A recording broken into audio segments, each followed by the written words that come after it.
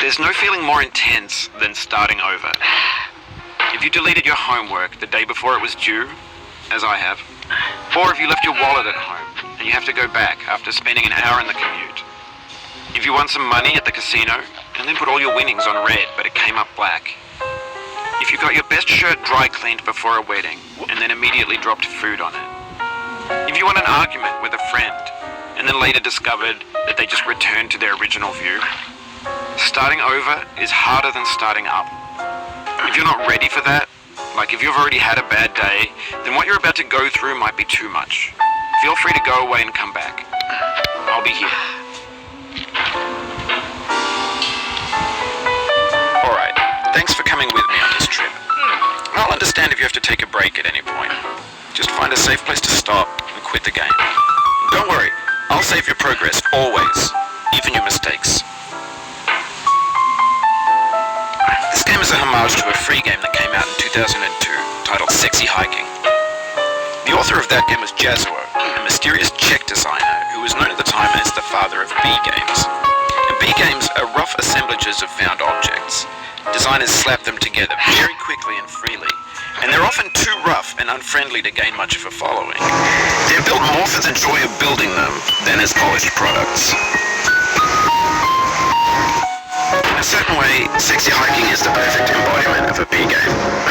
It's built almost entirely out of found and recycled parts, and it's one of the most unusual and unfriendly games of its time. In it, your task is simply to drag yourself up a mountain with a hammer.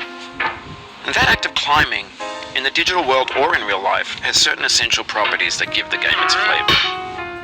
No amount of forward progress is guaranteed. Some cliffs are too sheer or too slippery, and the player is constantly, unremittingly in danger of falling and losing everything. Anyway, when you start Sexy Hiking, you're standing next to this dead tree that blocks the way to the entire rest of the game. It might take you an hour to get over that tree. Prod and you poke at it, exploring the limits of your reach and your strength, trying to find a way up and over, certain shape that can be played with. And in the process of playing with them, they begin to harden and set until they're immutable, like rock. And at that point, you can't change the world. Not without breaking it into pieces and starting fresh with new ideas.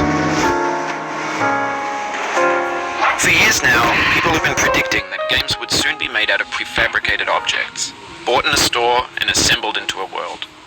And for the most part, that hasn't happened, because the objects in the stores are trash. I don't mean they look bad or that they're badly made, although a lot of them are. I mean they're trash in the way that food becomes trash as soon as you put it in the sink. Things are made to be consumed and used in a certain context, and once the moment is gone, they transform into garbage. In the context of technology, those moments pass by in seconds. Over time, we've poured more and more refuse into this vast digital landfill that we call the internet. It now vastly outnumbers and outweighs the things that are fresh and untainted and unused. When everything around us is cultural trash, trash becomes the new medium, the lingua franca of the digital age. And you could build culture out of trash, but only trash culture. B games, B movies, B music, B philosophy.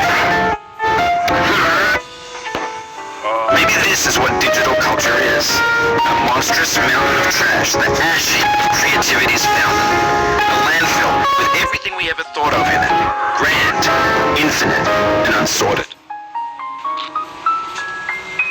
There's 3D models of breakfast, Gen X's fanfic novels, scan magazines, green screen Shia LaBeouf, banned stuff scenes on Live League.